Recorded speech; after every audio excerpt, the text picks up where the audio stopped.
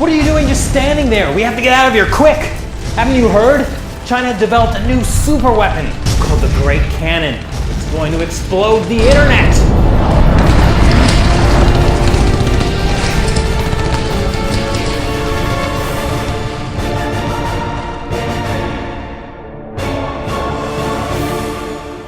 Hi, welcome to China Uncensored. I'm your host, Chris Chappell. Danger! The Chinese internet soldiers have created a huge... What's that, Shelly? Really? Oh.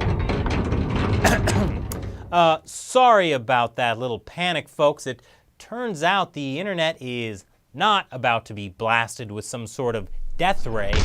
I just figured since China was talking about building that giant orbital laser... Well, anyway, I've been informed that the internet isn't even a physical location you can shoot at. And here I always thought I lived inside your computer.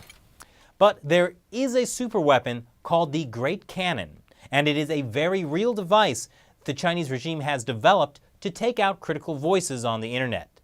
It just doesn't look like an actual cannon. So, as you know, the Chinese regime keeps a tight grip on information through state-run media and something called the Great Firewall of China.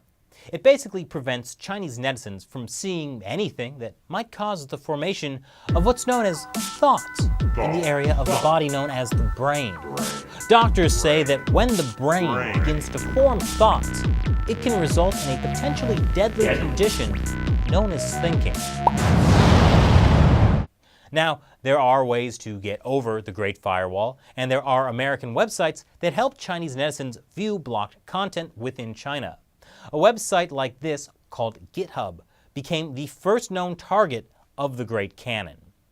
Last month, GitHub was suddenly flooded by web traffic and their servers crashed. This went on for about 2 weeks, and the cost of them was enormous. Here's what happened. According to researchers at the University of California, Berkeley, and the University of Toronto, who dubbed the term Great Cannon, it uses what's called Distributed Denial of Service, or DDoS. It hijacked web traffic, going to Baidu, China's largest search engine, and instead of getting the website you were using Baidu to search for, you were redirected to GitHub. But that volume of instantaneous traffic crashed their servers. It's like siege warfare. Instead of outright blocking GitHub on the Chinese internet, which the regime tried to do in 2013, but were forced to back down from when Chinese programmers raised a storm, the Great Cannon basically pressures the victim into dropping the offending pages. In fact, now that I think about it, in January 2014, the entire Chinese internet crashed when 2/3 of all Chinese web traffic was sent to the website of Dynamic Internet Technologies, a website created by Falun Gong practitioners to help Chinese netizens break through the Great Firewall. At the time, it was blamed on a glitch in the Great Firewall, but could it have been a botched test run of the Great Cannon? Anyway, current Chinese leader Xi Jinping has been tightening the screws on the internet since he came to power in 2012. For example, making spreading rumors online an offense punishable by jail time. Xi also created the State Internet Information Office to handle dissenting opinions. And the fact the Chinese regime is willing to sacrifice Baidu in favor of draconian censorship just shows how far they're willing to go. Baidu is China's biggest search engine, and millions in the US use it as well. According to Baidu spokesperson Kaiser Kuo, they had no part in the attack. The regime just used would-be Baidu users as a weapon without their consent. So, how willing would you be to use Baidu ever again? That's going to hurt their reputation and their overseas market share. So, the Chinese regime has made a clear declaration here. Its desire to develop profitable tech companies with a sterling reputation is outweighed by its desire for censorship. Pure and simple. And here's where it gets even scarier. Researchers also say that with some simple modifications, the Great Cannon can be used to slave your computer to spy on anyone. Have you visited a website hosted on a Chinese computer? Have you visited a non-Chinese website that has an ad somewhere that has Chinese content? That's potentially all it takes for the Chinese regime to take control of your computer and turn it into a weapon for its own ends. So, if the Chinese regime can weaponize American computers in their battle for control over the internet, why hasn't the United States government raised more of a stint? Well, this is where things get a bit awkward.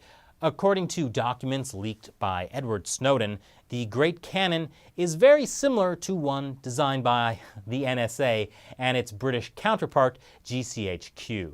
That makes it a bit harder for US officials to take the moral high ground. Of course, there's a difference. However you may feel about the NSA, it uses its version for targeted surveillance with the primary goal of stopping deadly terror attacks and protecting US citizens. China's Great Cannon, on the other hand, is used for hyper-aggressive censorship and restricting its own citizens' freedoms. So, for now, all I can recommend is, if you want to ensure your safety, stay away from your computer. Do not touch a computer. Do not go near a computer. It will infect you. It will infect everyone you know, everyone you love, everyone you have ever seen. What's that, Shelley? Oh, right. I've just been told that China Uncensored is in fact on your computer, and you should still use your computer to watch lots of China Uncensored. Apparently, it's recommended that you should not stop watching China Uncensored or bad things will happen to you. Very bad things. So, what do you think about the Great Cannon? And how will it affect how you browse the internet? Leave your comments below, and while you're at it, hit that like and subscribe button. Once again, I'm Chris Chappell. See you next time.